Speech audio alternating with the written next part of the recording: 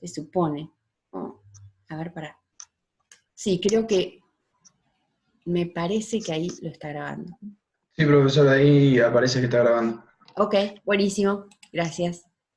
Sigo entonces. Empezamos con la unidad 1. Avisen, si necesitan que pare. Esperen que busco el slide ese. Acá está. Bueno, lo primero que tengo que explicarles es muy sencillo. Lo que tenemos que saber primero es qué tipos de conocimiento podemos adquirir. En principio hay 3 tipos de conocimiento, muy sencillos. Uno popular, uno de divulgación y uno científico, que es obviamente al que a nosotros nos interesa. Pero el popular, que también se llama vulgar, es el que nosotros adquirimos simplemente mirando lo que nos rodea, ¿sí? Mirando lo que tenemos alrededor, no profundizamos en las causas, no nos hacemos preguntas, simplemente observamos y adquirimos ese conocimiento. Ellos miran alrededor, ven que tienen una silla, saben que hay una silla en su proximidad, cercanos a ustedes. Miran a su alrededor, ven un perro, saben que hay un perro. No hay preguntas, no se profundizan las causas, simplemente se observa alrededor y eso uno lo adquiere como conocimiento. Pero también hay otro conocimiento, que es el de divulgación, que ese ya nos llega, o lo podemos construir, elaborar, adquirir, a partir de otros mecanismos, porque ese conocimiento ya viene con otro vector, con otro formato, se transmite a partir de, por ejemplo, una revista que leen, o un video que les llega, o porque les dan una clase, todo eso es de divulgación. Ustedes lo adquieren no simplemente observando, sino que leen, procesan, aprenden un texto que les llega en una revista, en un paper, en un artículo, o se sientan y escuchan con atención una videoconferencia, entonces adquieren ese conocimiento. Ahí ya hubo alguien que se encargó de adquirir ese conocimiento, elaborarlo, construirlo y divulgarlo hacia otros. Y así les llega, por ejemplo, a ustedes. Pero hay otro conocimiento, que es el que se llama científico, que es aquel que es un conocimiento que intenta descubrir causas y principios de algo, de un proceso, de un fenómeno, de un objeto, y entonces el que quiera adquirir ese tipo de conocimiento trabaja de una manera particular, ¿sí? Quiere saber algo, se hace una pregunta y quiere conocer eso, saber eso, y por lo tanto adopta una particular mecánica de trabajo. Sigue un método que se llama método científico, es un método específico que llevan adelante los investigadores. Entonces, ese conocimiento llamado científico llega de otra manera, se construye de otra manera. Es el que pretendemos nosotros, los que nos dedicamos a investigación, tratar de adquirir. Y es el que quizá muchos de ustedes también quiera adquirir. Entonces hay 3 tipos de conocimiento: el popular, el de divulgación y el científico.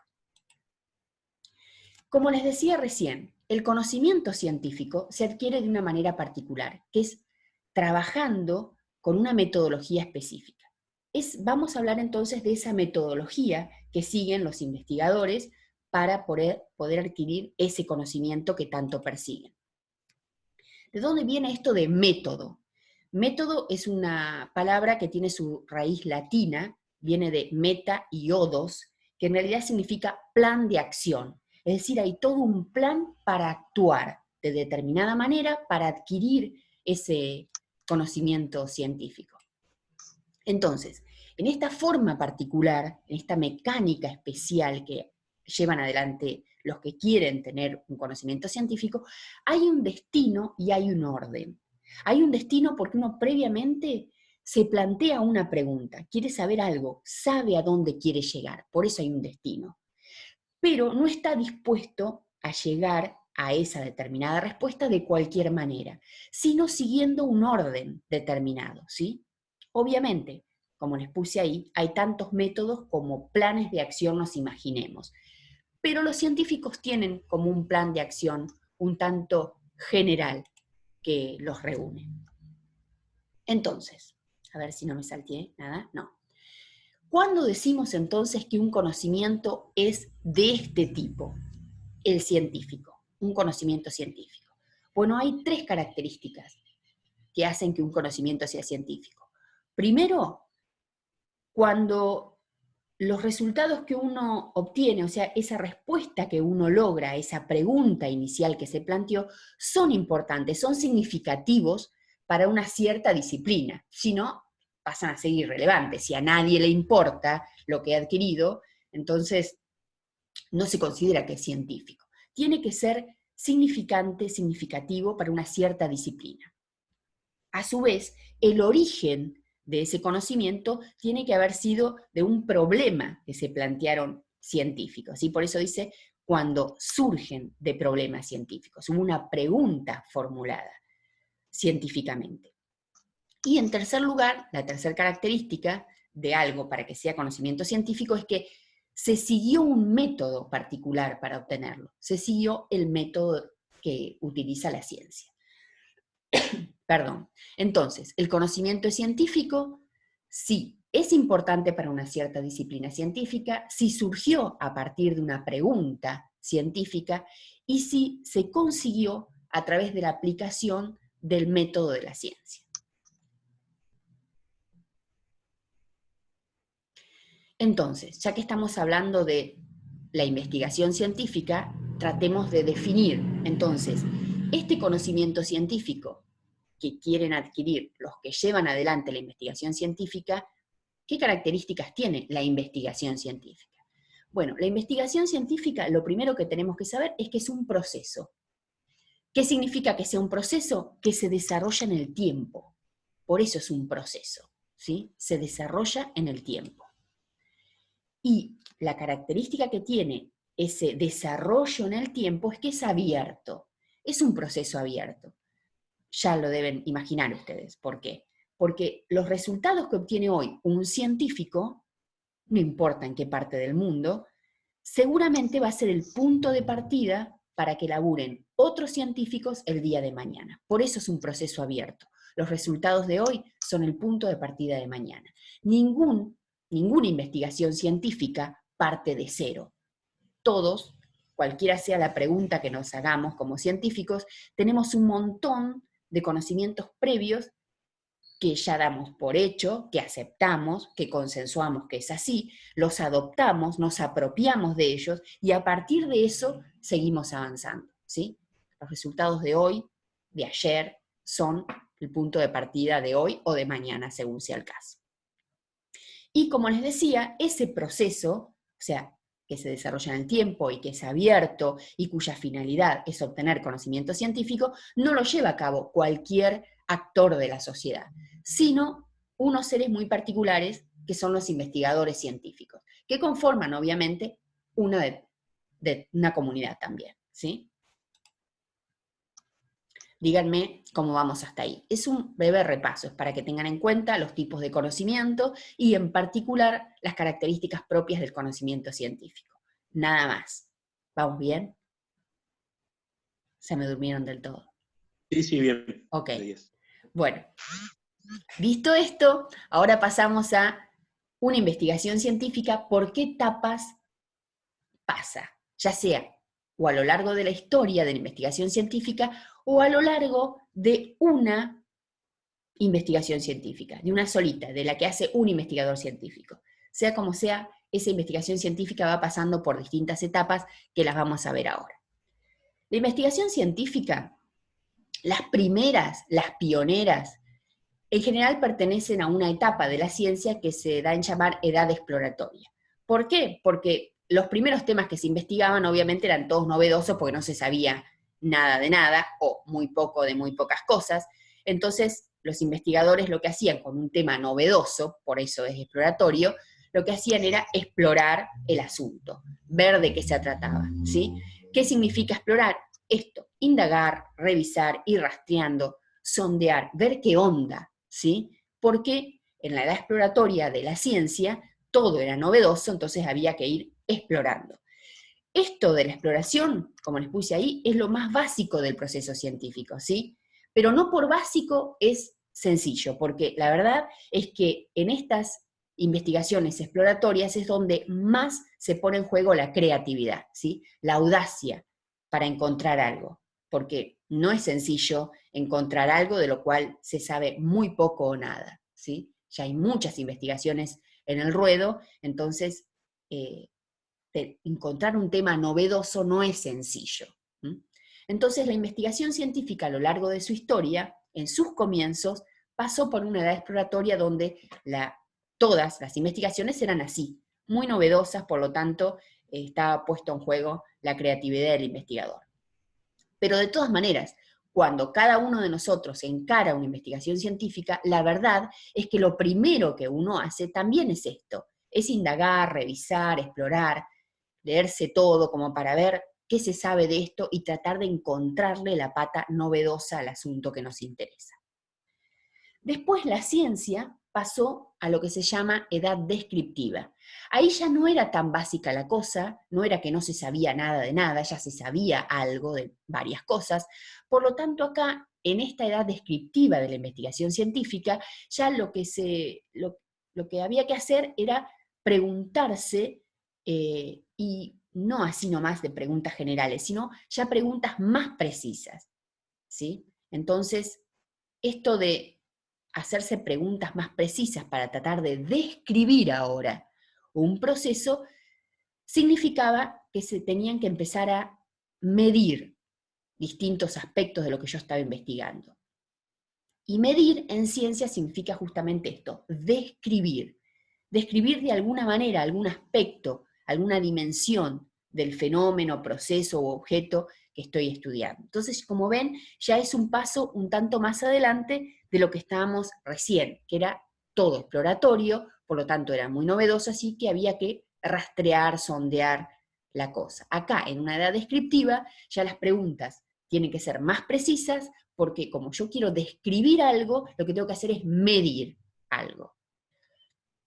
Entonces, acá, la verdad que para llevar adelante una investigación de tipo descriptiva, acá ya hay que saber algo, requiere un considerable conocimiento de la realidad que estoy investigando. ¿Por qué? Porque como tengo que hacer preguntas más específicas para responder, no puedo partir de la nada misma.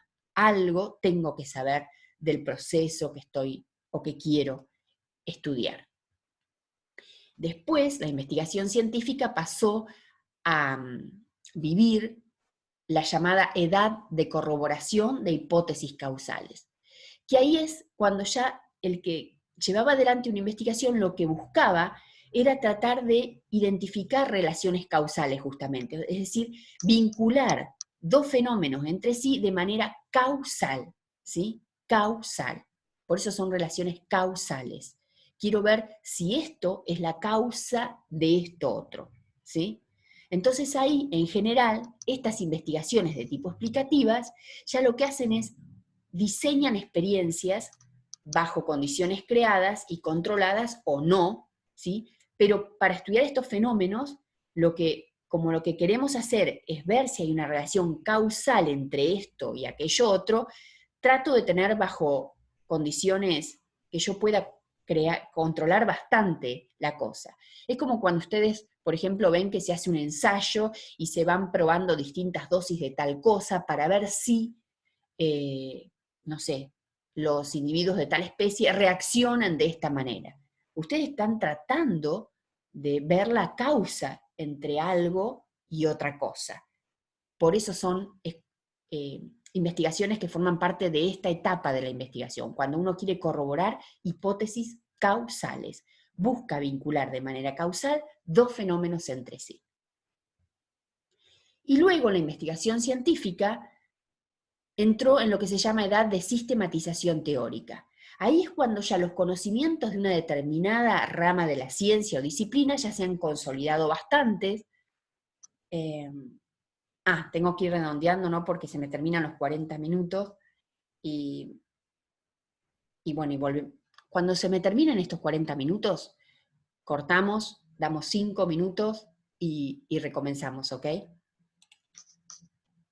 Entonces, la edad de sistematización teórica de la investigación científica es cuando ya una determinada rama de la ciencia, como les decía, se ha consolidado bastante, porque ya se ha logrado recabar un gran cúmulo de conocimiento, entonces es cuando se empiezan a encontrar tratados u obras de determinada disciplina. Por ejemplo, este libro les debe sonar a ustedes, este de biología, o cuando se hace un manual de laboratorio y se reúnen todas las técnicas que se pueden hacer para analizar suelos, o esos tremendos volúmenes del Standard Method que reúnen todas las técnicas de laboratorio para hacer análisis de agua. Es decir, cuando ya se sabe bastante de algo, entonces la comunidad de investigadores decide hacer una enciclopedia o una colección de tomos como para reunir todo ese conocimiento que se ha adquirido. Lo que quiero decirles es que estas edades por las que ha pasado la investigación científica, la edad exploratoria, la descriptiva, la de corroboración de hipótesis causales y la de sistematización teórica, estas mismas edades o etapas son las que también cuando uno investiga un determinado tema va viviendo. Primero explora, después intenta describir, después intenta encontrar relaciones causales entre una cosa y la otra, y después escribe un compendio de los resultados que obtuvo. ¿Vamos bien?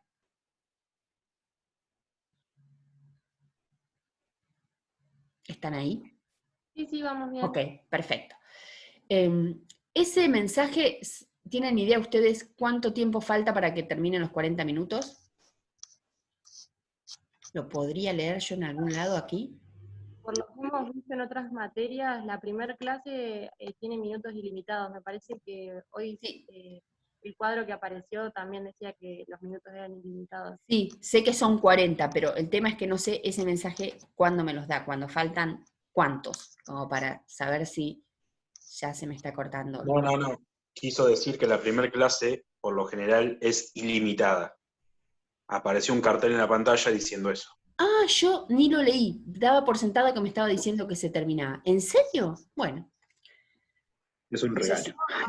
Bueno. Bueno, esto también es repaso, este otro concepto que sigue. Seguro lo vieron con Roberto ya en primer año, así que me dicen si ya es una obviedad para ustedes. Si no, vamos despacio, no hay drama. Pero justamente esto que estábamos hablando es que estábamos hablando de los tipos de conocimiento, después hablamos de que el que nos interesaba es el conocimiento científico, y que después este conocimiento científico justamente tiene que ver con la ciencia. Entonces yo traté de explicarles un poquito cuáles son las etapas porque lo que ha pasado en la investigación científica, porque el conocimiento científico surge a partir de la investigación científica. Y entonces, hablando de conocimiento, quiero que, antes de seguir, tengan en claro los conocimientos directos e indirectos, que esto es lo que yo les decía que seguramente lo vieron con Roberto. Porque los conocimientos directos son aquellos que uno adquiere justamente porque el objeto que estamos conociendo está ahí, en nuestras narices, delante nuestro. También se lo llama intuición, como les puse ahí, que es cuando uno conoce directamente, porque lo tiene ahí adelante al objeto, pero no razona nada, simplemente el objeto del que estoy hablando está ahí delante mío y hablo de él, lo describo, por ejemplo, ¿sí? En cambio, los conocimientos indirectos son aquellos que no, que para poder adquirirlos, tengo que inferirlos. Es decir, es un conocimiento que adquiero a partir de conocer otro conocimiento que yo doy por supuesto. Y entonces esas maneras de inferir, o sea, de adquirir conocimiento, reitero, a partir de otro conocimiento que doy por supuesto, en general hablamos de dos tipos de inferencias, la deducción y la inducción. Vamos primero con la deducción para que recuerden. Es cuando yo, a partir del saber que tengo sobre un cierto número de elementos, puedo saberlo sobre una parte de ese conjunto. Es decir, lo que sé sobre todo un conjunto, también lo sé sobre cada una de esas partes. Y como se dice muchas veces, eso es razonar tautológicamente, porque lo que sé ahora, entonces ya lo sabía antes. Es decir, voy de lo general a lo particular. ¿Se acuerdan de eso?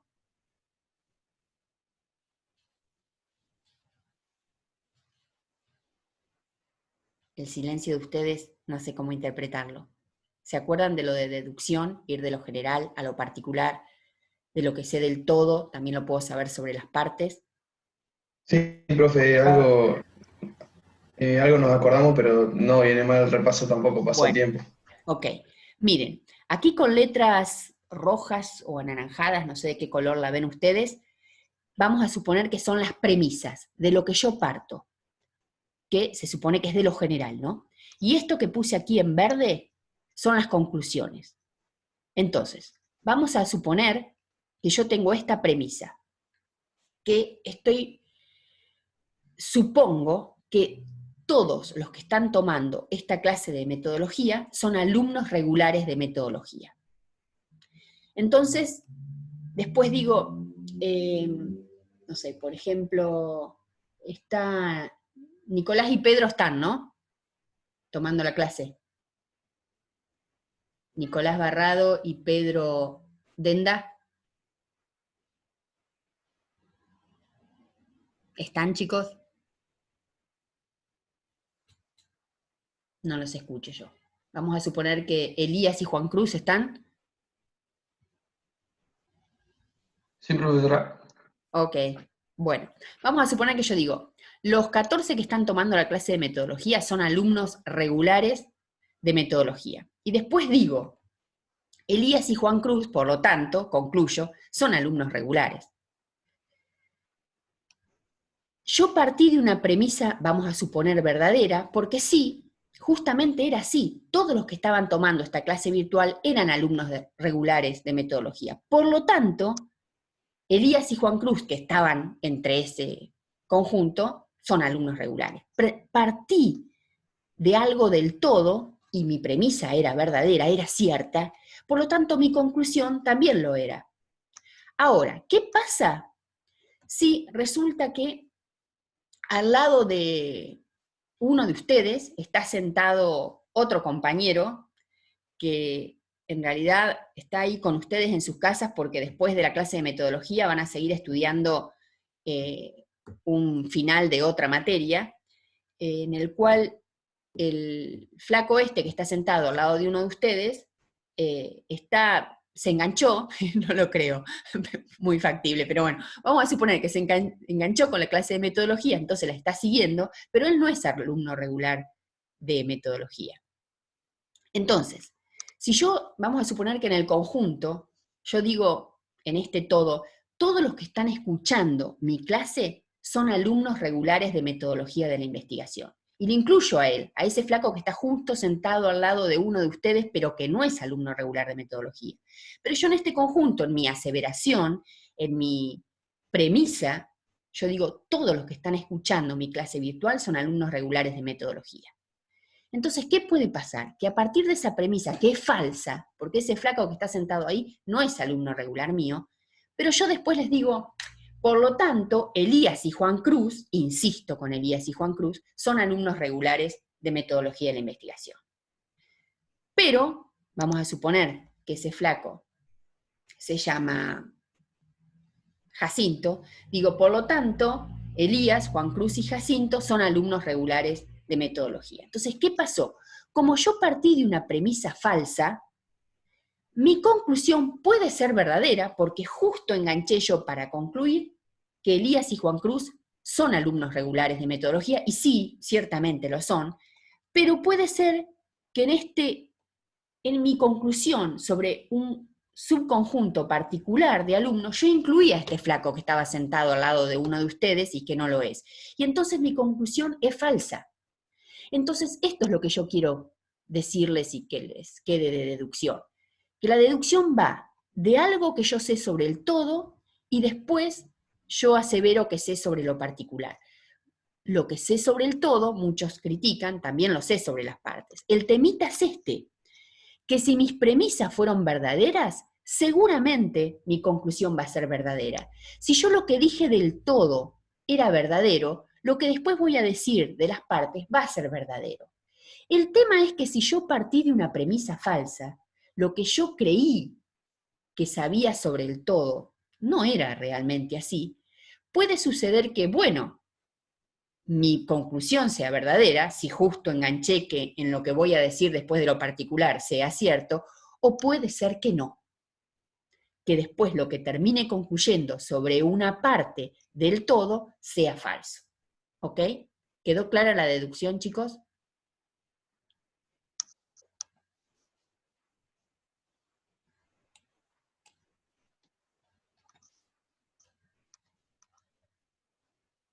A ver si puedo ver el chat. Todo bien. Ese todo bien, no sé si es de ahora o de antes, pero bueno, ok. Bueno, vayamos ahora a la inferencia siguiente, que es la inducción. Aquí, esta es una forma de inferencia donde lo que yo sé sobre una parte del conjunto ahora, después puedo saberlo sobre el todo, sobre la totalidad del universo, del conjunto, ¿sí? Entonces, en este tipo de inferencia, la inducción, a diferencia de la anterior, se dice que esta es bastante más provechosa porque acá aumenté el conocimiento, porque ahora creo un conocimiento nuevo, antes no sabía eso y ahora lo sé. Es decir, en la inducción voy de lo particular a lo general. Entonces, de nuevo, aquí mis premisas están en color verde y mis conclusiones en color rojo. Entonces, ¿qué puede pasar acá? Vamos a suponer que yo digo, tomo unas muestras y digo, Elías y Juan Cruz son alumnos regulares de metodología. Si mi premisa es verdadera, puede ser que mi conclusión sea verdadera, pero también puede ser falsa, porque después yo digo, bueno, si Elías y Juan Cruz son alumnos regulares de metodología, todos los que están escuchando mi clase virtual también lo son, sus compañeros también lo son. Y puede ser que sí, que realmente todos lo sean, pero puede ser que no, porque en ese conjunto, como les decía hoy, también hay otros que están tomando esta clase y que no son alumnos regulares, pero yo justo enganché a ellos y bueno, puede ser, entonces me puede resultar falsa. Ahora, si en ese conjunto en particular yo digo Elías, Juan Cruz y Jacinto son alumnos regulares de metodología, después cuando concluya sobre el todo, no tengo otro camino que mi conclusión sea errónea. Entonces, en la inducción, las premisas, si son verdaderas, mi conclusión puede ser verdadera o no, pero si mi premisa es falsa, seguramente mi conclusión va a ser falsa, ¿sí? Hay dos, entonces, tipos de inferencia básicas que estuvimos viendo. La deducción, donde voy de lo general a lo particular, y la inducción, donde voy de lo particular a lo general.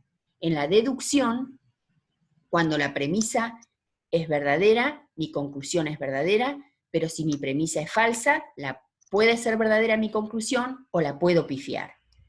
En la inducción, mi premisa sí es verdadera, mi conclusión puede ser verdadera o no, y si mi premisa es falsa, ahí voy a tener la certeza de que mi conclusión es falsa. Entonces, la deducción, como vimos, necesita verdad en el origen para sí o sí no pifiarla. Y en la inducción, la verdad que la única manera que tengo de tener una certeza es que si mi falsedad fue absoluta en la premisa, ahí posta mi conclusión va a ser absoluta. Pero entonces es como que estamos medio limitados con esto, ¿no? O elijo la deducción o elijo la inducción para inferir un conocimiento. La verdad es que uno dice, pero entonces es difícil, no puedo fundamentar ni deductivamente ni inductivamente. Y ciencia siempre me están diciendo que es un saber fundado. Entonces, ¿qué hacemos? Bueno, hay otro tipo de adquirir conocimiento también, que es la abducción. ¿Les suena la abducción? ¿Se las nombró Roberto?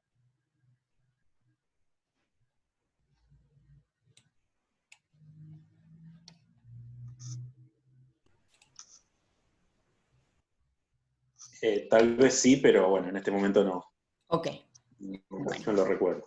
Bueno, la abducción, chicos, no es nada más ni nada menos, como les pongo ahí, que identificar algo. Identificar, piensen en esto. La abducción es un método con el cual yo acoto muy drásticamente la búsqueda de mi conocimiento. A veces me equivoco aplicando la abducción, pero es identificar. Por ejemplo, voy a elegir una imagen que más o menos les sea esto. ¿Ven esta fotografía de acá? ¿A qué les suena? ¿Qué les parece que es esto? ¿No parece el polen? Sí, son granos de polen, exacto, y muy distintos todos por los que vemos. Entonces, vamos a suponer que encuentro granos de polen de una determinada planta y no sé qué es. La verdad que quisiera saber qué planta es la que estuvo acá o que llegaron sus granos de polen hasta acá. Me gustaría saber qué planta es. ¿Qué se les ocurre hacer? ¿Qué es lo primero que ustedes, o que haríamos, o que nos saltaría hacer? Obviamente ustedes saben que los granos de polen también, muchos tienen características específicas, o sea, son propios de una determinada especie también, por su forma, por su tamaño, por su color, por su textura, por su dureza, ¿sí? Entonces, uno diría, bueno, me voy a una clave dicotómica, no sé, de granos de polen, intento ver si es de la familia tal o de tal otra familia. O esta otra foto, miren, esta que tienen acá, también son partes como de la inflorescencia de, no sé, pareciera ser de una poacia. Entonces yo tengo esto y digo, bueno, no sé qué es, me voy a una clave dicotómica. ¿Ven como que hay toda una clave previa, realizada, donde yo llevo el objeto que encuentro y que quiero conocer qué es, e intento identificar dentro de esa clave esto que tengo, a qué pertenece, ¿sí? Entonces, no es que ando haciendo toda una búsqueda de cero, sino que acoto drásticamente mi búsqueda. A veces me puedo equivocar, porque ¿qué puede suceder? Que justo el grano de polen que yo encontré no está en esa clave dicotómica. La pifié, creí que era tal cosa y no lo es, o ese conocimiento no está. Pero puede ser que sí. Y lo mismo con esto, miren, son artejos de la antena de un insecto. Lo mismo, de acuerdo al número de artejos, al número de púas que tenga ese artejo, el grosor, lo que sea, uno puede identificar de qué familia u orden o incluso género o especie es determinado insecto que encontré. Con la abducción no ando haciendo ni inducción ni deducción, es un camino mucho más facilitado por otros previamente, pero donde yo directamente trato de identificar lo que encontré en, por ejemplo, una clave dicotómica y así acoto mi búsqueda, no parto de cero. Uno continuamente vive haciendo eso, ¿o no? Cuando ustedes han cursado Botánica 2, seguramente vivían con las claves dicotómicas, y con zoología también, uno enseguida encuentra algo y va y trata de encajar lo que uno encontró en algo ya previamente construido y dice, entonces esto es tal cosa. Adquieren conocimiento, pero ni inductiva ni deductivamente, sino abductivamente, ¿sí? Es otra manera de adquirir conocimiento. Fíjense, vamos a analizar esto que les puse acá. Lo pongo con el caso de los médicos, en principio. Vamos a suponer que nos duele la panza, que nos duele el estómago. Lo primero que hacemos es, vamos a un médico clínico, en principio, porque nos duele la panza, pero tenemos un malestar general, vamos a un médico clínico.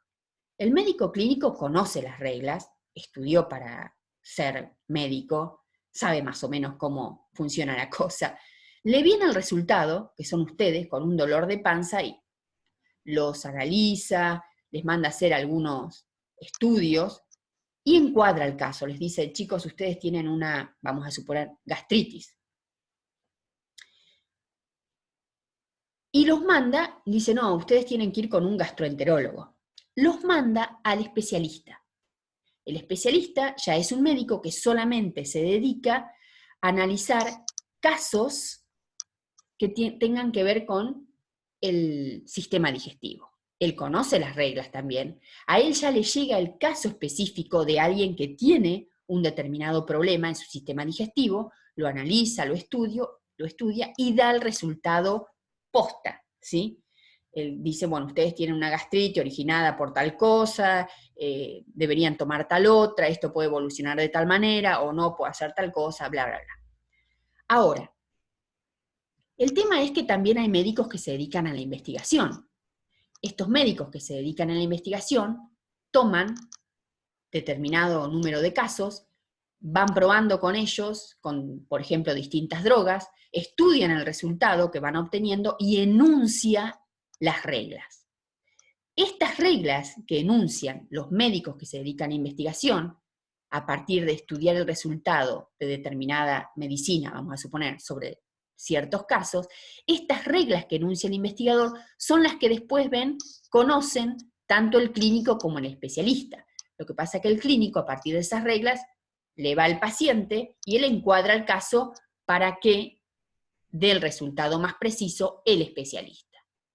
Entonces, visto estos casos que son bastante conocidos en nuestra comunidad, todos hemos ido primero a un clínico y después a un especialista, en general no llegamos a un investigador, pero sabemos que las reglas que usan ellos vienen de ellos. Entonces, ¿cómo actuaron de acuerdo a las 3 cosas que nosotros vimos? El médico clínico, cuando ustedes fueron con el dolor de panza, que yo enseguida dice, bueno, esto seguramente debe ser una gastritis, él actúa por abducción, chicos.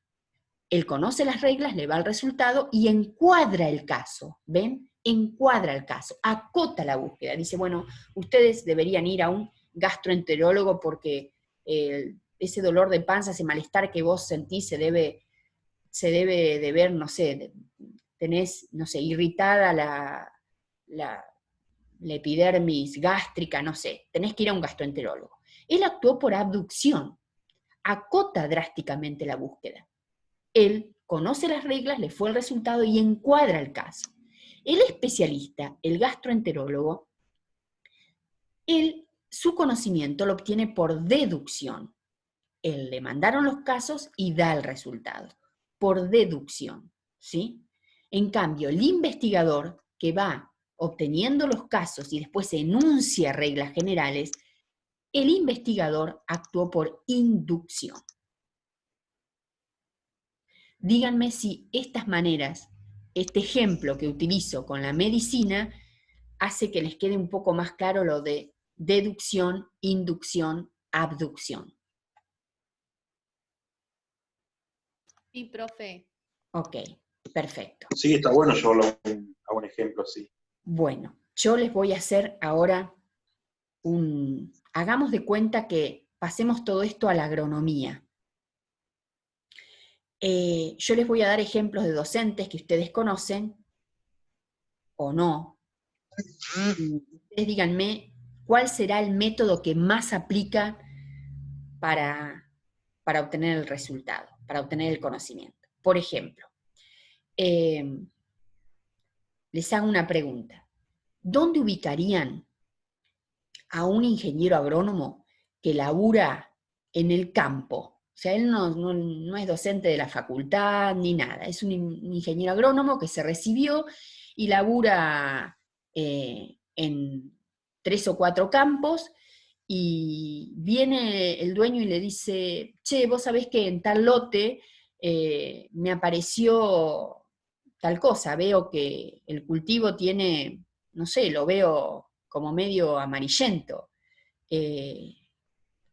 ¿Qué será? ¿Por qué será así? Ese ingeniero agrónomo que está ahí en el campo y se enfrenta con el dueño que le dice esto, ¿de qué manera él lo que le dice al dueño, de qué manera él le llegará a ese conocimiento? ¿De qué manera actuará? ¿Qué les parece? ¿Actuará por deducción como el especialista, por inducción como el investigador o por abducción como el médico clínico? ¿Abducción? Por Yo creería abducción. por adopción. Exacto, chicos, por abducción. Ese ingeniero agrónomo, como pueden ser algunos de ustedes, de todo lo que aprendió en la facu, de todo lo que vio en Molesto. fitopatología, no sé, en terapéutica, qué sé yo, él dice, esto que me está diciendo el dueño, o esto que vio en este lote que me está señalando, la verdad que se parece mucho a lo que me dijeron que era tal cosa.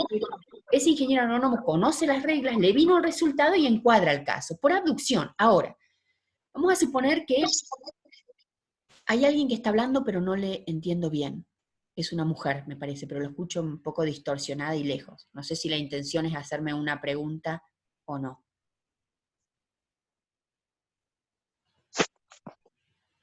Ok, me dicen cualquier cosa. Ahora, todos conocen a Carlos de Alfonso, a Rosita Scaramuzzino, ¿sí? Sí, sí, sí. ¿Ellos cómo actúan? ¿Qué les parece? ¿Cómo trabajan? Como especialistas, deducción, Mm, inducción, luego por descarte.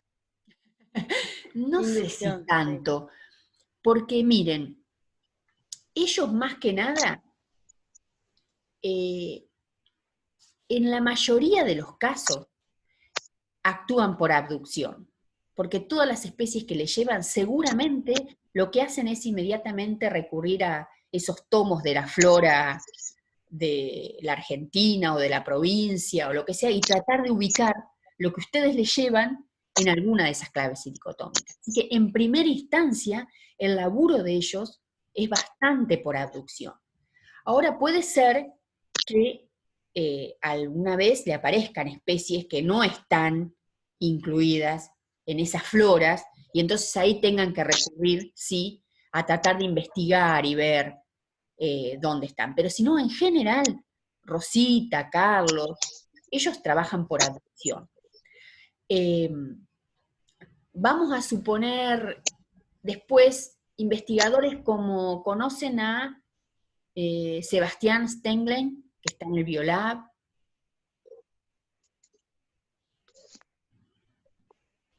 ¿Lo conocen? ¿Lo ubican? ¿Lo han tenido? ¿El Colorado? Sí, al Colorado. ¿Qué les parece? O vamos a hacer una cosa. Esperen. ¿Es investigador o no? ¿Qué? Que él es investigador, entonces actuaría por inducción. Probablemente actúe por inducción. ¿Vieron que, yo qué quiero sacar con esto? ¿Vieron que a veces no es fácil decidir si es por inducción o por deducción? ¿Por qué no es fácil? O sea, hay casos como el que yo les di, se los busqué especialmente, como el de los médicos, donde uno, sí, ciertamente, de una manera bastante sencilla, por eso lo uso, puede encuadrar la manera esta en la cual adquieren el conocimiento cada uno de ellos. Pero la verdad es que no siempre es tan sencillo. Y no es tan sencillo por justamente esto, porque uno cuando labura tratando de adquirir conocimiento, no siempre aplica una única manera de inferir. Lo más común es que aplique la deducción en algunos casos, la inducción en otros casos y la abducción en otros casos, ¿sí?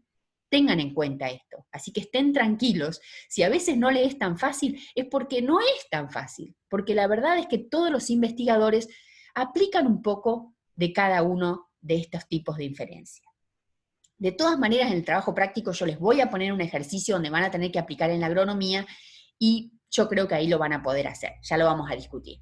Pero en principio, sepan esto, que con este ejemplo de la medicina pudieron hacerlo bien, se ve claramente, y después no está mal que a veces no les sea tan fácil discernir si es una cosa o la otra. Porque además, la inducción, la deducción y la abducción no son las únicas tres maneras. Hay una cuarta manera en la que uno muchas veces adquiere conocimiento, que es la analogía, chicos.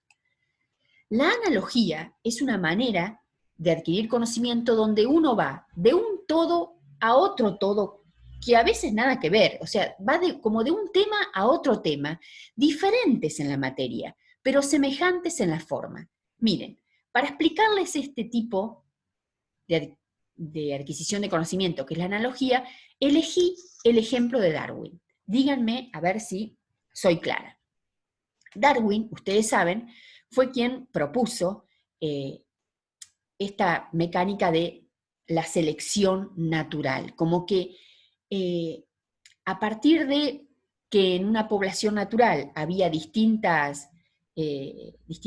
genotipos, distintas alternativas para que se exprese un carácter, la naturaleza iba seleccionando, imaginen que estoy poniendo comillas, seleccionando determinados caracteres que eran los que iban a prevalecer en la generación siguiente. Por eso él hablaba de selección natural, como que la naturaleza seleccionaba caracteres de una oferta que le proveía la carga genotípica de una determinada población. Ahora, ¿cómo se le ocurrió a Darwin esto de la selección natural? Se dice que Darwin en Inglaterra observaba mucho lo que hacían los granjeros. Los granjeros lo que iban haciendo era, los que criaban gallinas, iban como eligiendo las gallinas más ponedoras, vamos a suponer, y por otro lado elegía a los gallos que eran más viriles, los que tenían características que les convenía más a ellos, que les gustaban más esas características fenotípicas. Bueno, no hablaban de eso, ¿no? Pero iban eligiendo las gallinas y los gallos de acuerdo a las características que los granjeros más les convenían para su producción, y las iban cruzando entre ellos, como una manera de selección, pero artificial. Entonces, lo que se dice es que Darwin, mucho de lo que hizo o logró proponer después, le ayudó muchísimo esto de ir observando lo que hacían los granjeros. Es decir, Darwin, ahora vayamos a lo de analogía, pasó de un todo a otro todo. O sea, él vio que lo que hacían los granjeros, dice, podría parecerse o es semejante a lo que quizás haga la naturaleza. Es decir, mirando un todo, mirando algo, se le ocurrió que podía funcionar de una manera similar otro todo. Hizo una analogía, que en verdad, chico, es quizás la manera de adquirir conocimientos más común que todos hacemos. O sea, sí, aplicamos inducción, aplicamos deducción, hacemos muchas abducciones, pero también vivimos haciendo analogías. ¿Cuántas veces ustedes se han sorprendido de decir, che, la verdad que esto que pasa acá me hace acordar a lo que pasa en esto otro? Ya sé que no tiene nada que ver, pero me suena parecido. Bueno, cuando hacen esas cosas están haciendo esto, están haciendo analogías, que es una de las maneras en que uno también adquiere conocimiento.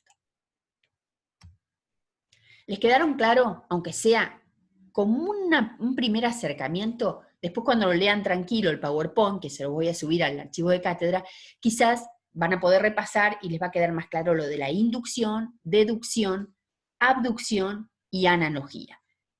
¿Sí? Por ahora pasemos al método científico entonces. Vamos a ver entonces, como haciendo un repaso, acuérdense que estamos hablando del conocimiento científico, que es algo que adquieren determinados actores de la sociedad que se llaman justamente investigadores científicos, que trabajan de una manera particular, que es con la aplicación del método científico. Entonces, por eso ahora estoy yendo a el método científico de la investigación. Van a encontrar en la bibliografía muchas definiciones de método científico. Yo les puse aquí algunas, por ejemplo esta de González del 79, que dice que el método científico es justamente todo un conjunto de procedimientos, o un procedimiento en particular, que les sirve a los investigadores como instrumento justamente para alcanzar el fin de su investigación, ¿sí? Y el método científico, como dice González, es común a muchas ciencias. Es sencilla esta definición, ¿sí? Procedimiento o conjunto de procedimientos que les sirve a los investigadores para alcanzar los fines de su investigación. Hay otras. Elie de Gortari también plantea esta definición, que quizás sea una de las que les haya dado Roberto, que Elie de Gortari dice es un procedimiento planeado. ¿Se acuerdan que hablábamos de que método era plan de acción?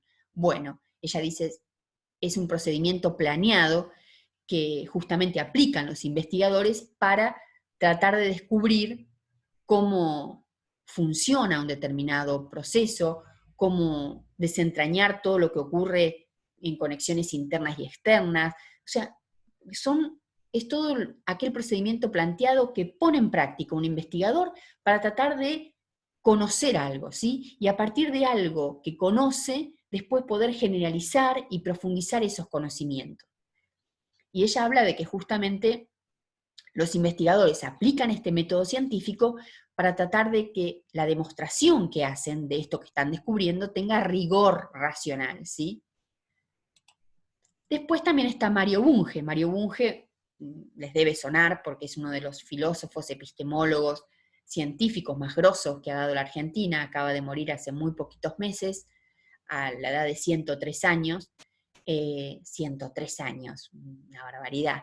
Mario Bunge dice que el método científico es una estrategia de la investigación científica, ¿sí? Y es muy interesante lo que él plantea porque él dice que el método científico justamente afecta a todo el ciclo completo de la investigación, ¿sí? Desde que un investigador se hace la pregunta hasta que ese conocimiento incluso es difundido al resto de la comunidad. O sea, el investigador tiene una manera particular de trabajar en todo el ciclo completo de la investigación. Y Bunge dice, ese método de la investigación es independiente del tema de estudio, o sea, no importa cuál es el tema que esté estudiando ese investigador, no importa el estado de nuestro conocimiento de ese tema, si es algo novedoso, es algo muy avanzado, es algo de lo que ya se sabe mucho, no importa. Los investigadores trabajan aplicando esa estrategia particular que es el método científico. Entonces, como les decía, ustedes van a encontrar muchas interpretaciones, muchos puntos de vista, muchas definiciones de qué es el método científico. Y varía esa definición según la corriente de pensamiento que siga el autor que está definiendo, según si es de la escuela europea o si es de la escuela yanqui, según si es de un grupo que trabaja más de una manera, qué sé yo, de la biología molecular o más de una ciencia aplicada. Hay distintas variantes, pero en general el método científico, tengan en cuenta que es como la guía que organiza, ordena el trabajo de los investigadores científicos al momento de trabajar y perseguir su finalidad, que es obtener conocimiento científico. Aquí les puse una diapo muy sencilla, porque después vamos a ver el método científico en profundidad, pero esto es como para ir acercándonos a estas definiciones en esta primera clase. Es una manera esquemática, muy breve, de todo el proceso metodológico con el cual se trabaja en ciencia, que es simplemente, como ven ahí, primero uno selecciona cuál es el tema de la investigación, después hace toda una gran búsqueda bibliográfica, recopila información, analiza y sintetiza todo eso que ha recopilado, y así trabaja hasta que formula sus conclusiones. De esta manera aporta al conocimiento científico y presenta su trabajo final, que puede ser un paper, una tesis de grado, de posgrado, un artículo de divulgación, lo que sea. Aquí también les puse otra diapo acerca del método científico. Como ven, tomen en esta primera lectura la observación como primer escalón. El investigador científico es un gran observador, y a partir de la observación de lo que le rodea es que le surgen preguntas. Siempre, toda investigación surge de preguntas que se hace el investigador. Para tratar de responder esas preguntas, primero busca en la literatura para saber qué se sabe ya en la ciencia acerca de ese interrogante que él se le plantea, y a partir de ahí, de todo lo que busca en la literatura y aprende y relaciona, enuncia sus hipótesis que son sus probables respuestas a esa pregunta. Y ahí es donde empieza a plantearse su experimento, colecciona datos, analiza esos datos, los interpreta y así elabora sus conclusiones, y después, para que algo sea conocimiento científico, esas conclusiones, esos resultados, los tiene que compartir con el resto de la comunidad. Porque así lo conocen otros, se desarrollan intervenciones y surgen nuevas preguntas. Nuevas preguntas que podrá desarrollar y encarar el mismo investigador u otro grupo de investigadores. ¿Cómo vamos? Bien, bien, todo bien. ¿Quieren que nos tomemos 10 minutos de descanso y seguimos? Preparamos el mate. Dale. Yo no corto, porque si es tal cual vos dijiste, que alcanzaste a leer el mensaje de que no se va a cortar, y de hecho no se cortó, no quiero desaprovechar esta oportunidad. Pero nos tomamos 10 minutos y nos preparamos el mate y seguimos con la clase, que espero que sea un poco más llevadera que hasta ahora. Nos vemos. Dale, genial, gracias.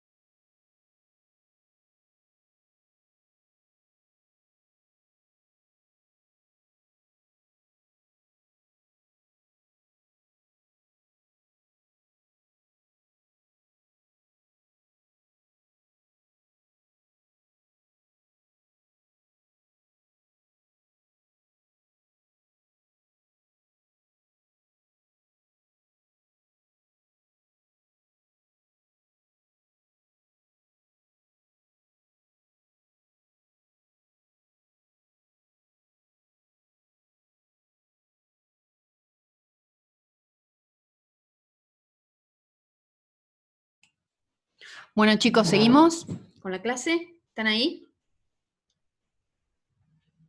¿Hola? Sí. Ok. Hola. Sí, sí, Bueno, seguimos. seguimos.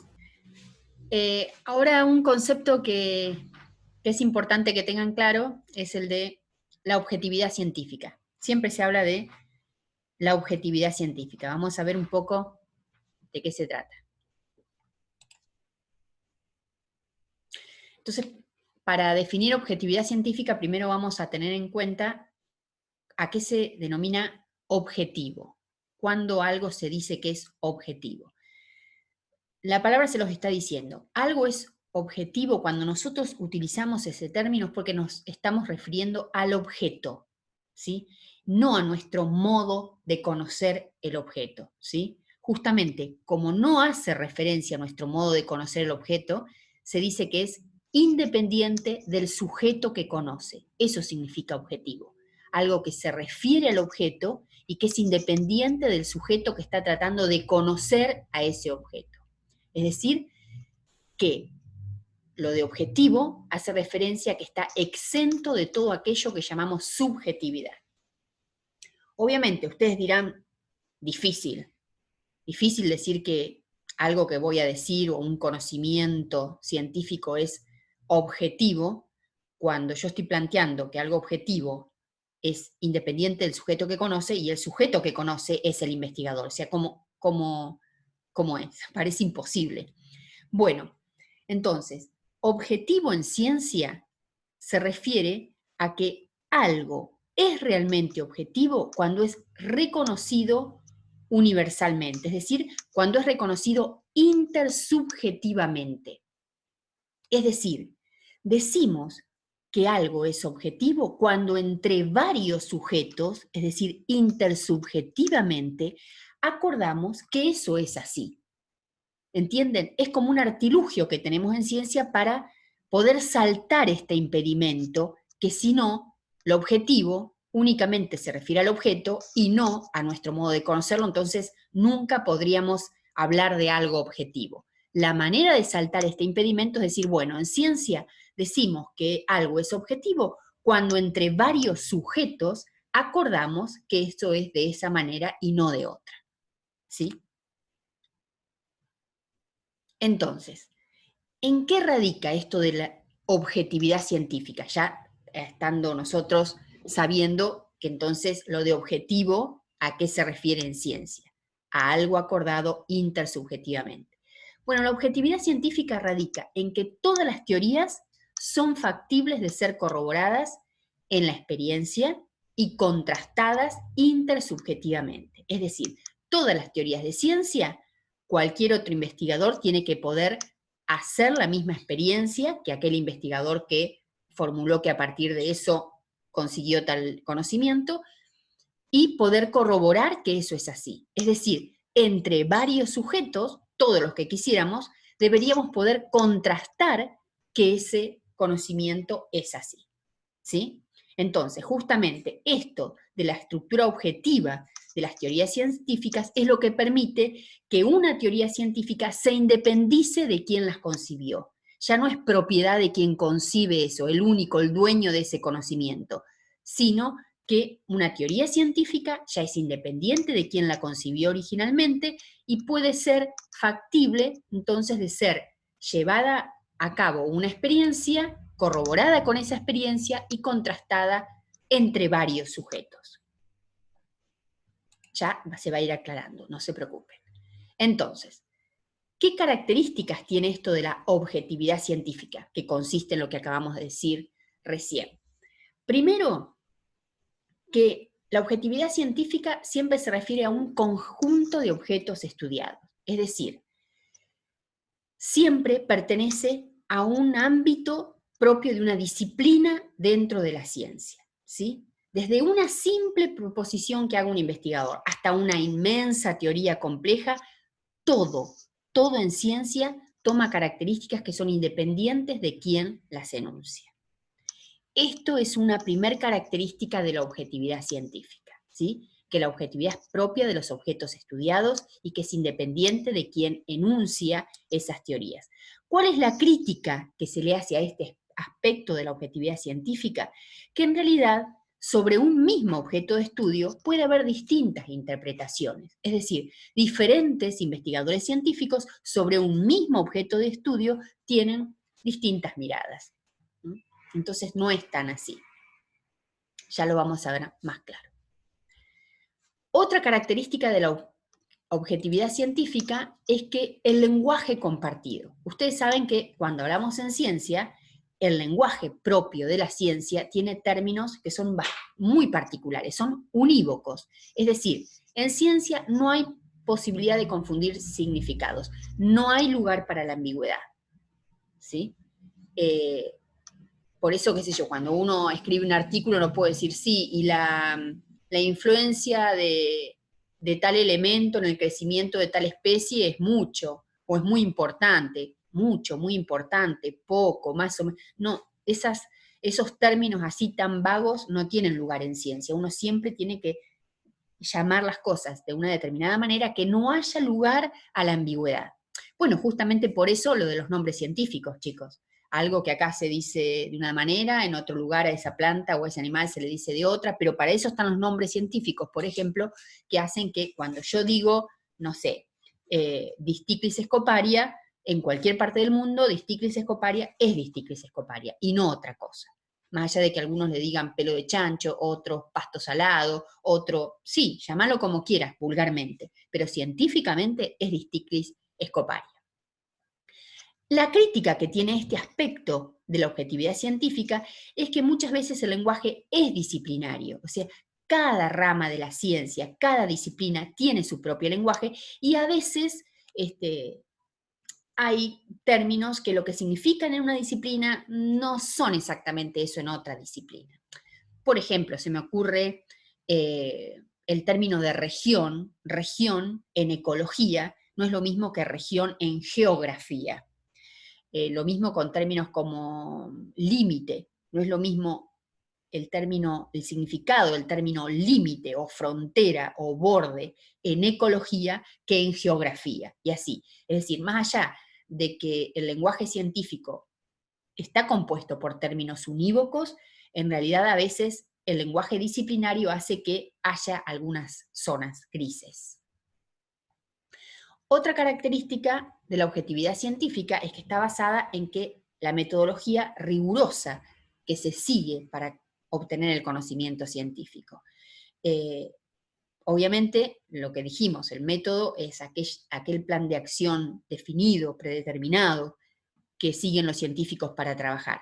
El método en ciencia, como les puse acá, no puede ser aleatorio, siempre el método se establece de antemano y se cumple a rajatabla, en general, con prolijidad.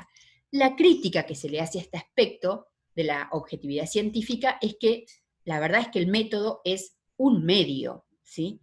Y que no todos los objetos de estudio en ciencia requieren del mismo medio para acceder a ellos, ¿sí?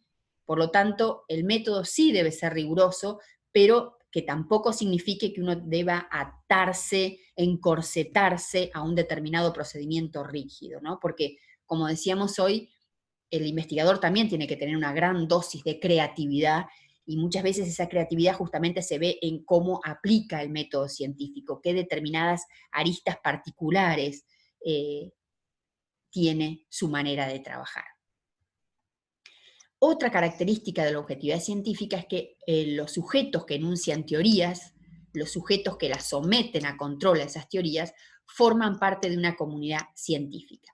Las características que tiene esa comunidad científica es que es una sociedad disciplinada, no cualquier persona forma parte o es miembro de esa sociedad, de esa comunidad científica, ¿sí? Continuamente sus integrantes están creando teorías, continuamente someten sus propios resultados a la crítica intersubjetiva, en eso consiste gran parte de la tarea de un investigador, ¿sí? ¿Y por qué? Porque la comunidad científica misma se convierte en una garantía de objetividad para los conocimientos. Es decir, cualquier pequeño resultado que obtiene un investigador científico, lo que tiene que hacer inmediatamente es exponerlo, es divulgarlo. es exponerlo a la crítica de sus pares. Por eso, ¿qué hace un investigador? O escribe un trabajo y lo presenta en un congreso, o da una charla, o escribe un artículo científico, pero enseguida lo divulga para exponerlo ante la crítica de los demás. Porque justamente los demás integrantes de la comunidad científica son la garantía de la objetividad de su conocimiento. ¿Sí? ¿Cuál es la crítica que se le hace? Que la verdad es que la comunidad científica, ¿cómo hace para actuar independientemente de las otras partes, de todos los otros actores sociales que también participan en la comunidad y que tienen que ver con la aceptación y con el control de las teorías? Es decir, tampoco que estén en una burbuja, ¿no?, independiente de las otras partes de la comunidad. Entonces, ¿qué estuve haciendo yo con esto? Con estas diapos. Hablándoles de que siempre se hace referencia a la objetividad científica. Entonces, primero nos pusimos de acuerdo en qué es objetivo, y que algo, para que tenga validez completa en el sentido de ser reconocido universalmente, significa que entre muchos sujetos acordamos en que esto es así. Entonces, ahí llegamos al concepto de objetividad científica, donde dijimos, cuando hablamos de objetividad científica, significa que todas las teorías en ciencia tienen que ser corroboradas con la experiencia, tienen que ser contrastadas intersubjetivamente, y que así es como la teoría científica permite que es independizarse de quién las concibió.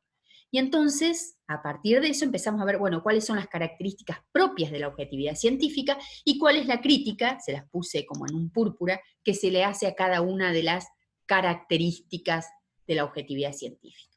Y acá les puse un chiste que no sé si alcanzan a ver, pero que está relacionado con esa última característica que les di de la objetividad científica, que es que acá hay como un investigador con su artículo muy orgulloso que acaba de escribir, pero la verdad es que para que ese paper o artículo llegue a ser aceptado, en el camino se cruza con sus otros colegas, sus otros integrantes de la comunidad científica e integrantes de otras partes de la sociedad que están ahí para ponerlo a prueba, ¿no? Para destrozarlo, para criticarlo, y así, bueno, pero es la manera que tiene la comunidad científica de trabajar para que esto se depure, este artículo, y llegue a ser aceptado de la mejor manera posible. ¿Sí? ¿Se entiende esto? Hola. Sí, se entiende. Ok, perfecto. Bueno, hay un gran pensador que se llama Feyerabend, que es muy crítico de esto que les acabo de dar, de la objetividad científica. Feyerabend era un epistemólogo antimetodológico, ya la palabra se lo está caracterizando. Él era contra todo método. Él decía que el mundo es demasiado complejo para que todas las teorías que lo expliquen obedezcan a principios generales. Él decía y defendía que hay distintos métodos que pueden ser aplicables a distintas circunstancias y a diferentes necesidades, y que no todo es racional en la ciencia, que en la ciencia no solamente es importante que haya un método estricto, riguroso para trabajar, sino que también los investigadores necesitan de golpes de suerte a lo largo de su trabajo como para poder producir conocimientos.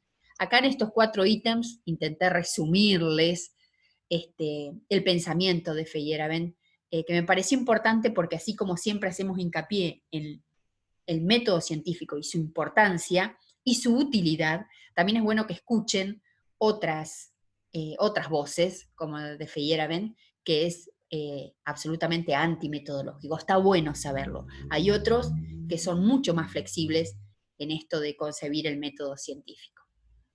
Bueno, y en esto de la objetividad científica, que es el marco en el cual deben trabajar los investigadores o alguien cualquiera que esté generando un conocimiento, esto de la objetividad tiene un marco en el cual funciona. Siempre se habla en ciencia de que hay una historia interna de la ciencia y una historia externa de la ciencia. ¿En qué consiste la historia interna de la ciencia?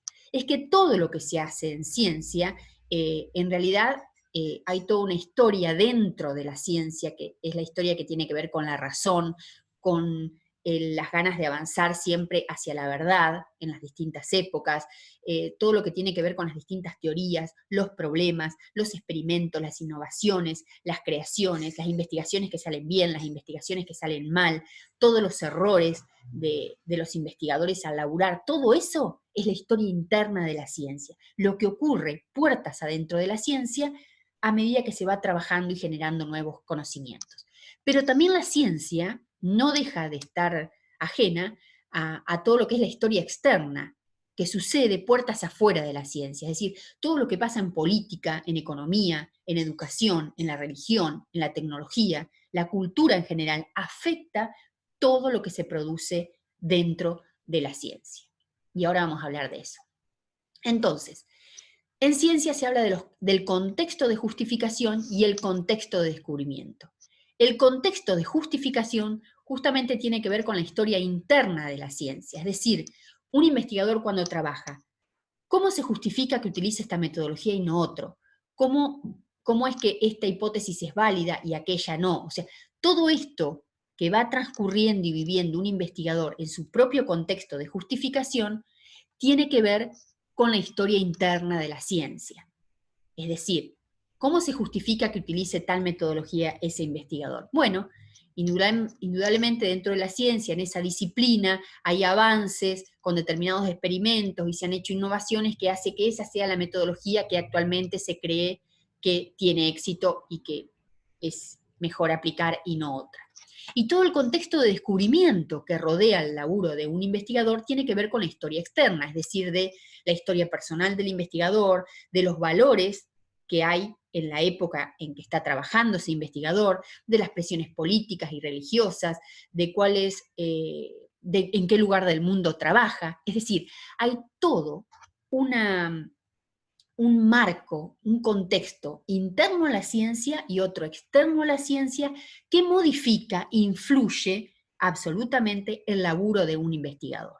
Por ejemplo, chicos, ahora con esto del coronavirus, díganme si no es un claro ejemplo de cómo influye la historia externa de la ciencia, por ejemplo, en la ciencia misma. Es decir, ante la gravedad de esta pandemia, ¿cuántos investigadores en el mundo que se dedican a estudiar cosas referidas a los virus o a medicinas han dejado de lado eso que estaban haciendo para tratar de solucionar este asunto que tenemos ahora? ¿Sí? O cuántos organismos como CONICET, por ejemplo, por nombrar algunos que a ustedes les suene más, o la agencia en nuestro país, ahora seguramente va a dedicar más fondos a subsidiar becas a aquellos estudiantes o investigadores que se dediquen a estudiar temas más cercanos al coronavirus y no otros. Es decir, todo lo que sucede en el resto, puertas afuera de la ciencia,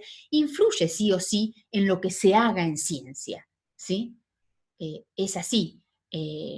Todo lo que ocurre en la economía, en la política, en la sociedad en general, influye para que dentro de la ciencia se avance hacia una dirección o hacia otra, o en determinadas disciplinas se invierta más que en otras, o haya más grupos de investigación trabajando en un tema que en otro, y por lo tanto ese otro tema que tiene más investigadores laburando avance mucho más rápido que otro, ¿sí? Es un claro ejemplo de cómo la historia interna de la ciencia influye en el contexto de justificación de un investigador y la historia externa de la ciencia influye en el contexto de descubrimiento del trabajo de un investigador. Bueno, ahora vamos a pasar, como les dije, esta primer clase es muy de repaso para algunos conceptos, no para otros, pero lo de paradigma seguro que también lo vieron con Roberto allá en primer año, para recordar cualquier tipo de trabajo en investigación hace que el investigador tenga que mirar y analizar la realidad desde una determinada perspectiva propia de un investigador. En general, en las ciencias, cada disciplina tiene un modo particular de encarar los estudios, cada disciplina tiene determinados métodos que utiliza, por lo tanto, el investigador tiene su propio punto de vista hacia la realidad.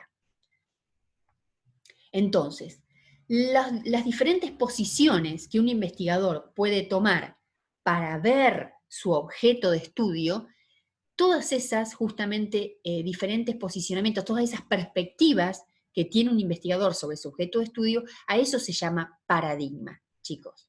Eso seguramente lo recuerdan.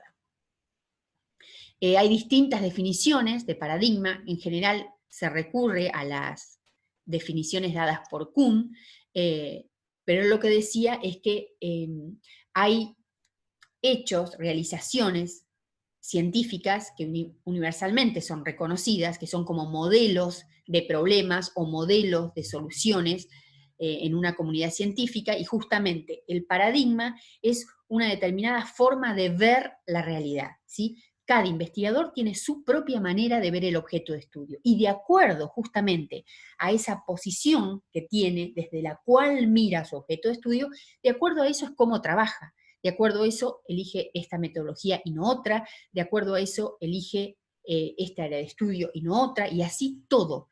Todo el laburo del investigador está condicionado por el paradigma al cual sigue. Eso seguro lo vieron con Roberto. Y con esto de paradigma, seguramente también han visto el concepto de evolución científica. ¿Cómo evoluciona la ciencia? Hoy hablamos al comienzo de la clase, dijimos en un pasaje que en ciencia nunca se parte de cero, que en general uno aprovecha los conocimientos previos, todo lo que se tiene en el marco teórico del conocimiento de una determinada disciplina, y a partir de ahí avanza. Bueno, justamente entonces la ciencia atraviesa por periodos que se llaman preparadigmáticos, donde está todo tranquilo, ¿sí? Hasta que surge una determinada forma de ver determinado proceso o fenómeno que la mayoría de los investigadores de esa disciplina acuerdan. Entonces ahí se llama, cuando todos más o menos siguen el mismo paradigma, cuando todos los investigadores de esa disciplina tienen más o menos la misma manera de mirar su objeto de estudio, se dice que estamos en un periodo de ciencia normal. Todo surge tranquilo, todos estamos de acuerdo en que esto es así, listo, esto es así, le damos para adelante, trabajamos de esa manera.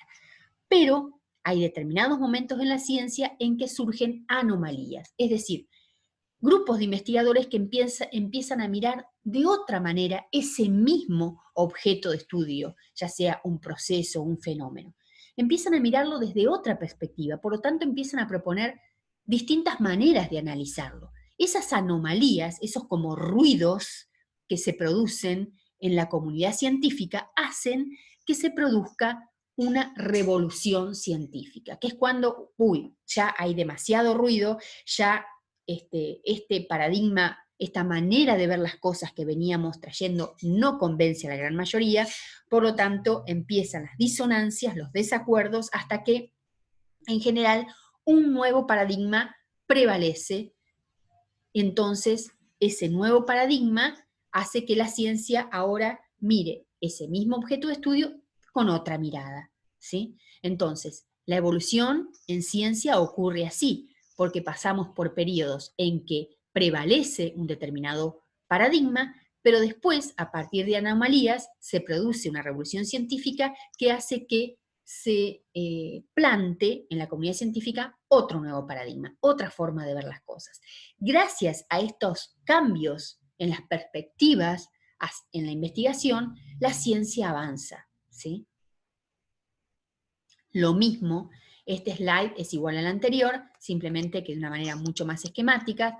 Pasamos por ciencia normal, se producen crisis, porque no todos compartimos el mismo paradigma, revolución, nuevo periodo de ciencia normal. Entonces, ciencia normal es cuando prevalece una determinada manera de ver las cosas.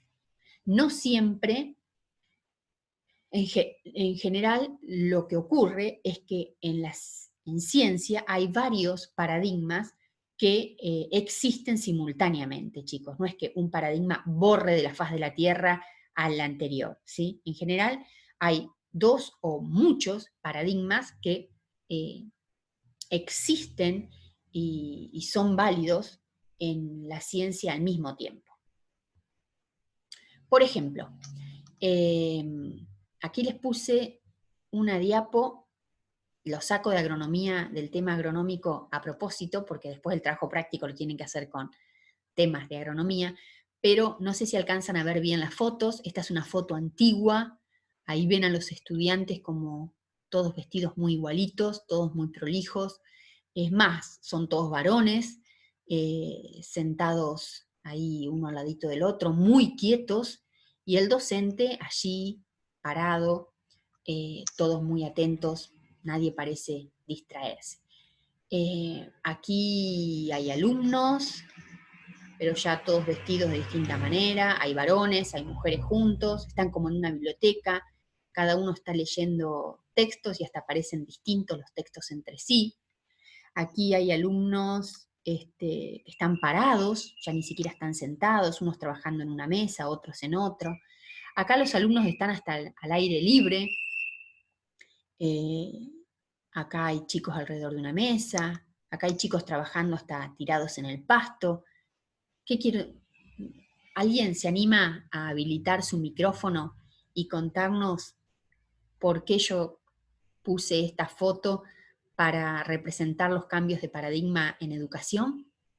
Así, de manera sencilla. Como que la ciencia fue avanzando y nos permitimos, o se descubrió que la enseñanza no es tan estricta y también se puede aprender más distendido o algo así. Sí, exacto, exacto. Es decir, seguramente este era un periodo de normalidad en todo lo que era las ciencias de la educación, ¿no? El paradigma que prevalecía es que para que realmente los alumnos aprendan, la disciplina era un factor muy importante, la disciplina, el orden, el control.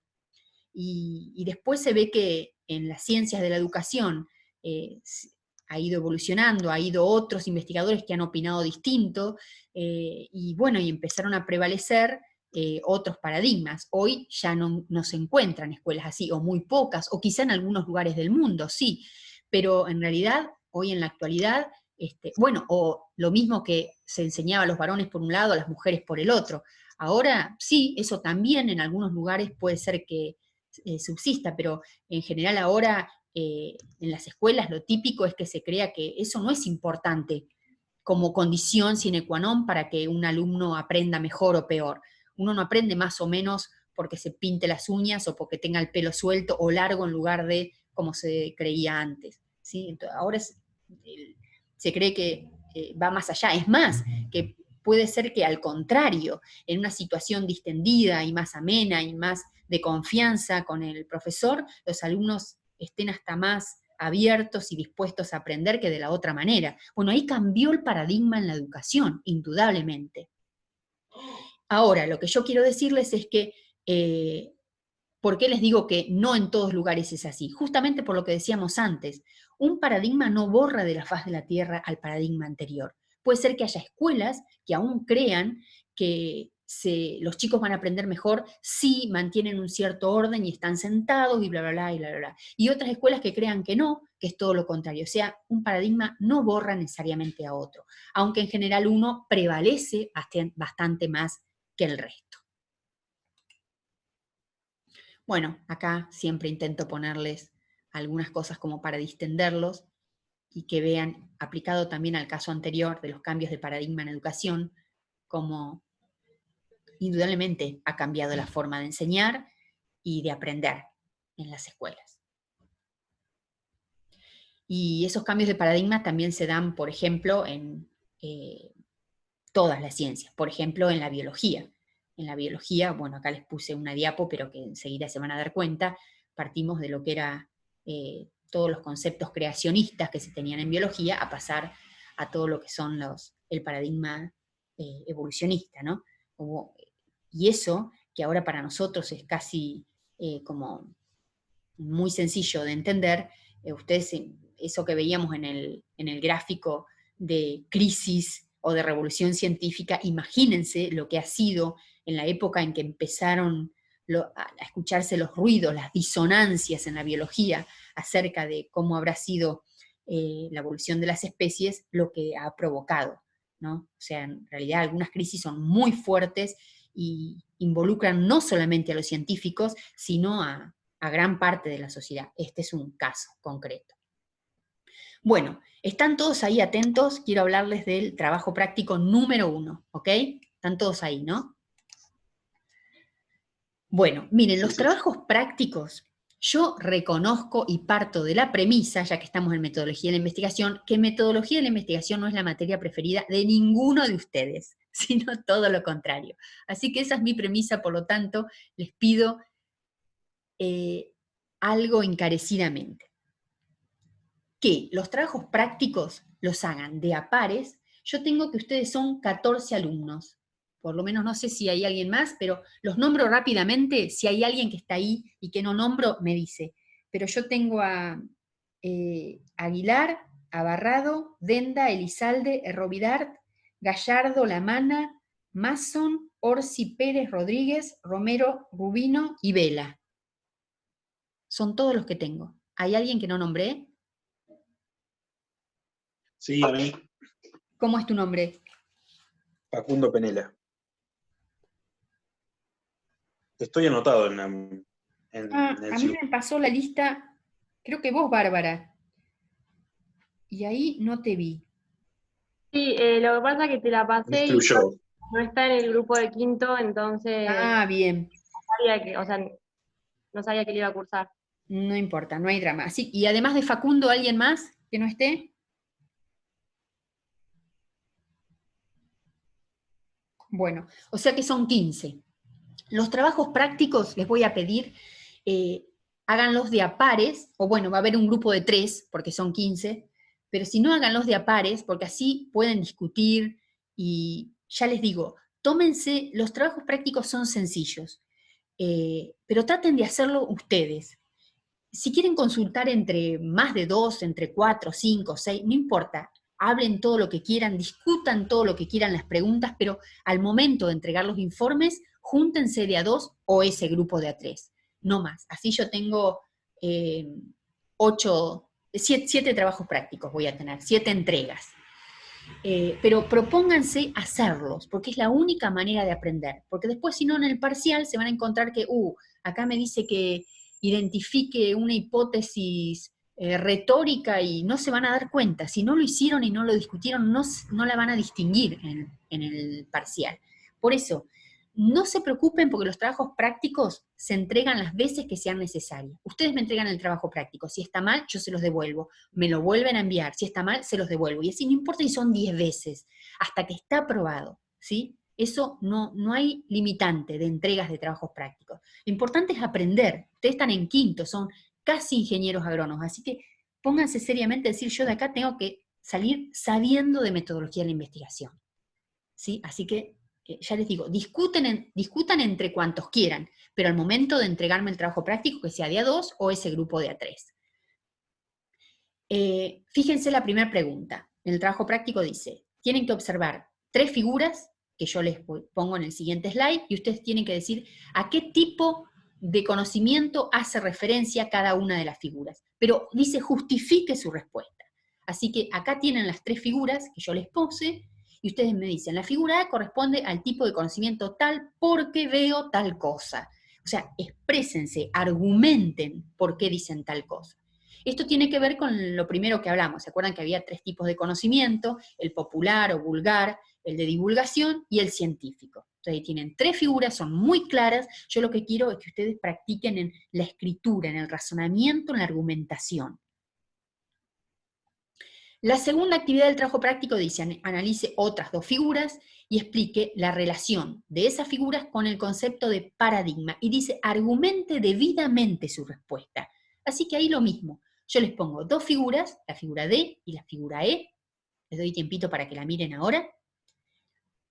Y entonces se vuelven a todo lo que vimos de paradigma y dicen, claro, esto tiene que ver con paradigma porque en esa figura se ve tal cosa. ¿Sí? La actividad 3 dice, tienen que leer un párrafo que se llama Ingenieros en la Cuenca del Azul y decir cuál de los ingenieros actúa principalmente aplicando abducción, cuál inducción y cuál deducción respectivamente. ¿Por qué dice principalmente? Porque hoy hablábamos, sí, uno en general cuando produce conocimiento científico en realidad aplica más de un tipo de inferencia, pero bueno, principalmente cada ingeniero que yo les digo ahí, ¿cuál es la técnica de inferencia que utiliza? Y dice, justifique su respuesta. Y acá tienen el párrafo. Dice, Hannah Davis es una ingeniera agrónoma que se dedica a la actividad privada, asesorando a varios productores de la cuenca alta del Arroyo del Azul. La semana pasada, recorriendo uno de los establecimientos, detectó unas manchas extrañas en los tallos de decenas de plantas de maíz. Recolectó varias de ellas y las llevó a la cátedra de fitopatología, donde la ingeniera Clementina Paz le comentó que esas manchas son producidas por una bacteria que forma sus colonias en los nudos de las cañas, pero que no creía que ocasionara daños en los granos. De todas maneras, esa ingeniera, Clementina Paz, se comprometió a buscar mayor información al respecto. Luego de un par de días de búsqueda bibliográfica, encontré un artículo en la revista de la American Phytopathological Society, y ahí el ingeniero Leandro Altaus explicaba detalladamente la fisiología de la bacteria que ocasionaba tales manchas y los verdaderos alcances de su perjuicio sobre la producción de maíz. Entonces ustedes ahí tienen que tomar a Hannah Davis, a Clementina Paz y a Leandro Altaus y decir cada uno de ellos principalmente qué método de inferencia utiliza y por qué, cómo se dan cuenta. La actividad 4 dice, bueno, desarrolle sintéticamente algún cambio de paradigma que haya sucedido en las ciencias agropecuarias. Así que ustedes ahí toman su propia disciplina, la ciencia agropecuaria, y dicen, ustedes qué cambio de paradigma han visto y desarrollar sintéticamente ese cambio. Antes estaba esta perspectiva sobre tal tema y luego de tantos años, ahora la perspectiva sobre ese mismo tema es tal otra. ¿Sí? No importa, discutan entre ustedes, che, ¿te parece bien hablar de este cambio de paradigma? No leemos todo el mismo, otro que diga de otro, qué sé yo, bla, bla, bla, bla. No importa, el tema es qué tan bien construyen ustedes ese párrafo o párrafos, un par de párrafos acá, argumentando ese cambio de paradigma en las ciencias agropecuarias. Y finalmente, yo les doy 6 resúmenes de artículos. Esos artículos fueron escritos por diferentes investigadores, que todos ellos tienen algo en común, que el objeto de estudio es la paja colorada, el Paspalum quadrifarium. El tema es que cada grupo de investigadores analiza a Paspalum quadrifarium con una perspectiva distinta. Por lo tanto, ustedes tienen que tomar cada uno de esos 6 resúmenes que yo les doy, identificar a los autores, es decir, resumen 1, los autores son estos, instituciones a las que pertenecen los autores de esos resúmenes, y qué aspecto en particular de Paspalum quadrifarium ellos abordan. Sintéticamente, por ejemplo, no sé, en el resumen, los investigadores del resumen C analizan el Paspalum quadrifarium desde el punto de vista de, digo cualquiera, resistencia o plasticidad ecológica que tiene esta especie para hacer frente a tanto prolongados periodos de anegamiento en los lotes como prolongados periodos de sequía. O sea, es esa la resistencia, la plasticidad que tiene esta especie ante condiciones hidrológicas contrastantes, supongo, ¿sí? Entonces, fíjense, tienen un resumen de un trabajo que se llama Dieta de bovinos en pajonales serranos de paja colorada, otro resumen que se llama Caracterización fitosociológica de un pajonal serrano de Paspalum quadrifarium en azul, otro que se llama Dinámica de pajonales de paja colorada manejados con fuego y pastoreo en la pampa deprimida argentina, otro que se llama Paspalum quadrifarium, simplemente, y otro que se llama Propuesta metodológica para análisis de la variabilidad espacio-temporal del valor forrajero de pastizales dominados por Paspalum quadrifarium, y otro que se llama Cariotipos de 2 citotipos de Paspalum quadrifarium, una técnica alternativa para pequeños cromosomas en plantas. Son 6 artículos, todos tienen como protagonista a Paspalum quadrifarium, pero cada uno de ellos hecho por investigadores que tienen perspectivas distintas sobre el Paspalum quadrifarium. Entonces, como les decía, tienen que reconocer los autores, las instituciones, bien escrito todo, a lo que pertenece cada resumen y qué aspecto de ese objeto de estudio analiza. Acá les voy a escribir algunas cositas. Los trabajos prácticos, entonces, los van a hacer, acuérdense, grupos de A2 o 3, no más, porque son 15. Los trabajos me los envían a este mail, hilda@ihla.org.ar. IHLA viene de Instituto de Hidrología Llanuras, ¿sí? Bárbara lo tiene, cualquier cosa. Los archivos, mándenmelo en PDF. O sea, ustedes hagan el trabajo en Word, pero al momento de enviármelo, conviértanlos o grábenlos como archivo PDF. Porque así, si ustedes tienen una versión de Word distinta a la mía, me llega tal cual ustedes lo hicieron. Porque si no, a veces vieron que o aparecen juntas las palabras, o las cursivas no las toma, y yo quiero que me llegue exactamente como ustedes lo hicieron, ¿sí? Los trabajos prácticos que estén bien organizados, prolijos, bien Consulta. redactados. Sí. ¿El trabajo te lo tienen que enviar todos los integrantes del grupo o solamente un representante? Uno de los dos. Uno de los dos o de los tres, me dice Hilda, acá te he mandado el trabajo práctico, corresponde, pero que ahora les voy a decir. Entonces, organizado, prolijo, bien redactado. En redacción me refiero tanto a la ortografía. Soy muy densa con la ortografía. Ustedes son casi profesionales, chicos, así que yo me fijo tildes, comas, mayúsculas, minúsculas, cursivas para nombres científicos, todo me fijo, ¿sí? De todas maneras, como les decía hoy, no hay problema. Yo les voy a señalar todo lo que para mí no está bien, se los devuelvo y ustedes lo vuelven a enviar y así hasta que esté aprobado. No hay drama el tiempo que les lleve, ¿sí? Pero hagamos bien las cosas. Otra cosa que quería decirle, el nombre de los archivos. Vamos a acordar, así yo me organizo, cómo los vamos a llamar. Vamos a ponerles TP1, por ejemplo, si es el trabajo práctico 1, guión bajo, vamos a suponer que es el de Denda y Mason. Entonces ponemos Denda, Mason, guión bajo, PB, primera versión, ¿sí? Entonces, primero, TP, el número que corresponda, guión bajo, primer apellido, guión bajo, segundo apellido, va a haber un grupo que va a tener un tercer apellido, guión bajo, primera versión. Yo lo voy a ver a ese PDF, les voy a hacer todas las observaciones, si es que tienen, se los devuelvo, ustedes, para eso guárdense siempre el Word original, lo corrigen, lo vuelven a grabar como PDF y me lo envían, pero ahí ya en vez de PB, primera versión va a ser SB, segunda versión, y así, para que a mí no se me empiecen a superponer los trabajos prácticos, ¿sí? Pero acuérdense, PDF, así yo no les modifico su documento en caso de no tener la misma versión de Word. Y ya les digo, las veces que quieran, no hay problema.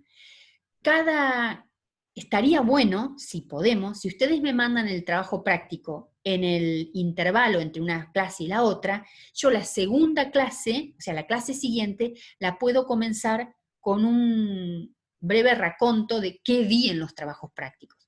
Este primero es sencillo, pero hay otros donde hay que discutir o matrices de datos o hipótesis, y está bueno que podamos discutir entre todos, que por lo menos escuchen mi versión. Miren, chicos, yo creo que la hipótesis, por ejemplo, del grupo tal, lo que le hubiera faltado es tal cosa, qué sé yo. Es mejor que un frío mail de respuesta, ¿sí? Por eso, si ustedes lograran mandarme las cosas en el intervalo entre una clase y la otra, yo puedo comenzar la clase siguiente con como resumen, síntesis, plenario, diciéndoles qué me pareció el trabajo de ustedes. ¿Qué les parece?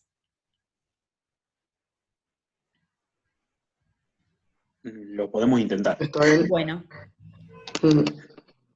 intentemos. No sé cómo están con sus tiempos, chicos, eso también es importante. No sé cómo se están organizando con las clases, si están muy complicados. De todas maneras, este primero es muy sencillo, pero intentemos, tranqui, no hay problema, ¿sí? Tengámonos paciencia a todos, yo a ustedes y ustedes a mí, para que esto salga de la mejor manera posible.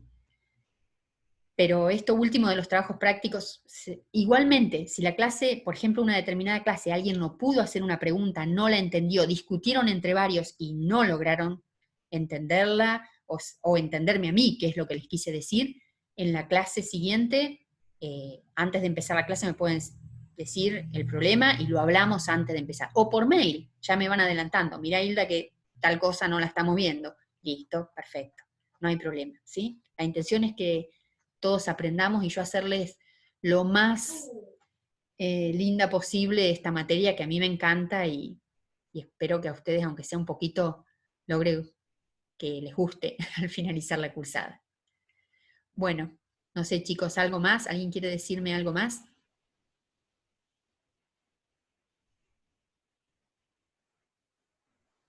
Yo, si les parece, entonces subo el PowerPoint de esta clase a archivos de cátedra, ya, ahora, así ustedes lo tienen, ¿sí? Y pueden verlo y trabajar tranquilos. También voy a ver si se grabó bien, se lo mando también lo subo, se lo mando a Pilar, creo, Biasi, hay que mandárselo, así ella sube la grabación si es que alguien la necesita, ¿ok? Perfecto, profe. Bueno, un gusto chicos, cualquier cosa me escriben al mail, ¿eh? No tengo ningún problema. Estoy aquí en mi casa trabajando todo el día. Un placer tenerlos. Ojalá nos veamos pronto, que esto pase de una vez por todas. Buenísimo, gracias. Listo, chau chicos, un gustazo.